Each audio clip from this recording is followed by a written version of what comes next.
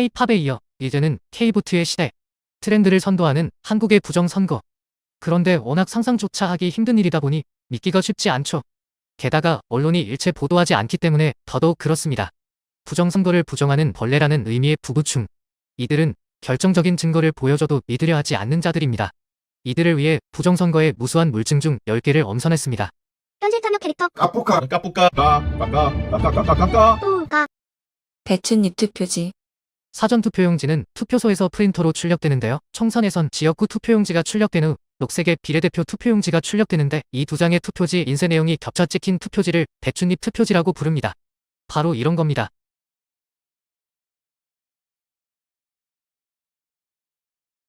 부부충들은 이미 선관위가 해명까지 했다며 애써 진실을 외면하려고 하지만 선관위의 해명이라고는 사무원이 이렇게 해서 생겨난 일이란 구차한 변명이 전부입니다. 그리고 설령 투표지를 든 사무원의 손이 빨려 들어갔다 치더라도 선관위 매뉴얼에 따라 재발급을 하면 되므로 이런 투표지를 교부할 이유가 없습니다. 또한 비례대표 투표용지의 녹색은 노랑과 파랑이 합쳐져 만들어지는 색깔입니다. 그런데 노랑과 파랑이 따로 찍혀 있다는 것은 노랑과 파랑을 각각 따로 찍었다는 의미지요. 이런 동작으로는 결코 일어날 수 없는 현상입니다. 그리고 여러 차례 인쇄된 글자나 청인, 위아래의 순서가 바뀌어 인쇄된 정당명 등은 이 투표지가 프린터에서 나온 게 아님을 보여줍니다. 무엇보다도 결정적인 것은 먼저 나온 지역구 투표용지가 절단되는 순간 이미 비례대표 투표용지 상단은 출력을 마친 상태이므로 이런 투표지는 절대 나올 수 없다는 점입니다. 13B. 각기 다른 투표소에서 출력된 사전투표용지들이 동일한 위치에 동일한 인쇄 분량을 나타낸다면 단순한 우연으로 볼 수 없습니다. 더군다나 그런 투표지들이 연달아 모여있다면 더더욱 그렇습니다. 이들 투표소에서 출력됐어야 했을 10장의 투표지에 동일한 위치에 동일한 인쇄 분량이 있고 게다가 10장이 연속으로 나왔습니다.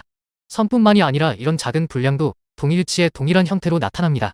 관리관 도장이 다르다는 것은 투표지의 출력 장소도 달라야 한다는 뜻인데 이런 동일한 패턴의 인쇄 분량은 이 투표지들이 가짜임을 말하고 있습니다. 쌍둥이 투표지. 방금 본 13B와 유사합니다. 이 두 장의 투표지 역시 출생지는 다르지만 동일한 위치에 동일한 두 개의 반점을 갖고 태어났습니다. 참고로 이런 얼룩은 사전 투표지를 출력하는 잉크젯 프린터에서는 생길 수 없고 토너를 사용하는 레이저 프린터에서 나타나는 불량 형태입니다. 자석 투표지. 2020년 총선 때부터 2025년 대선 때까지 빈번히 발견되는 위조 투표지입니다. 유권자는 한 선거에 한 장의 투표지만 교부받으므로 절대 나올 수 없는 현상입니다. 정전기 때문에 붙었다는 선관위의 해명은 잠시 후에 보여드릴 형상 기억 종이와 더불어 블랙 코미디의 압권입니다. 여백 이상 투표지. 한쪽이 잘린 투표지 가능할까요? 사전투표용지 발급에는 오래전부터 일본 앱손의 라벨 출력용 잉크젯 프린터가 사용되어 왔습니다. 이 프린터에는 용지의 좌우를 견고하게 잡아주는 가이드가 있고 잠금 장치도 있습니다.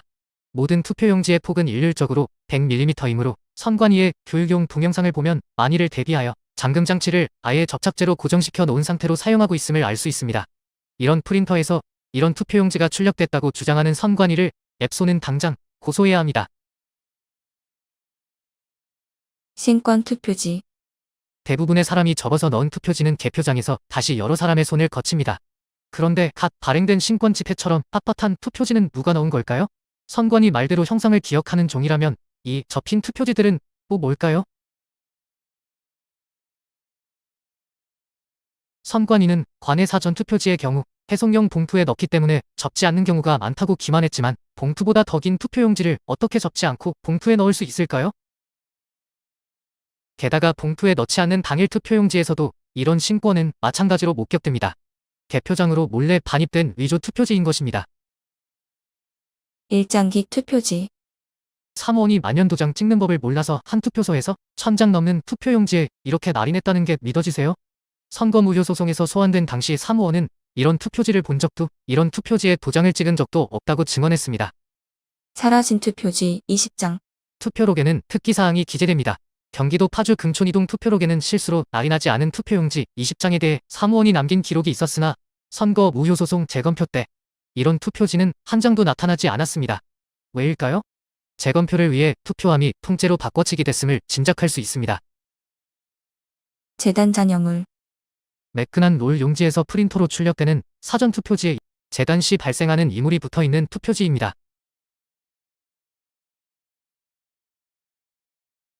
선관위는 관외 사전투표지 회송용 봉투 절단 시 발생할 수 있는 일이라고 변명하지만 한 방향으로 투입해서 끝까지 절단되는 절단기의 특성상 절대 발생할 수 없는 현상입니다. 민주당 연속표. 개표를 하게 되면 이렇게 여러 후보의 투표지가 섞여 나오는 게 정상이지요. 그런데 민주당 후보의 표만 연속 나오는 광경이 자주 목격됩니다. 얼마 전 2025년 대선에서는 3,000장이 넘게 이재명의 표만 나오기도 했습니다.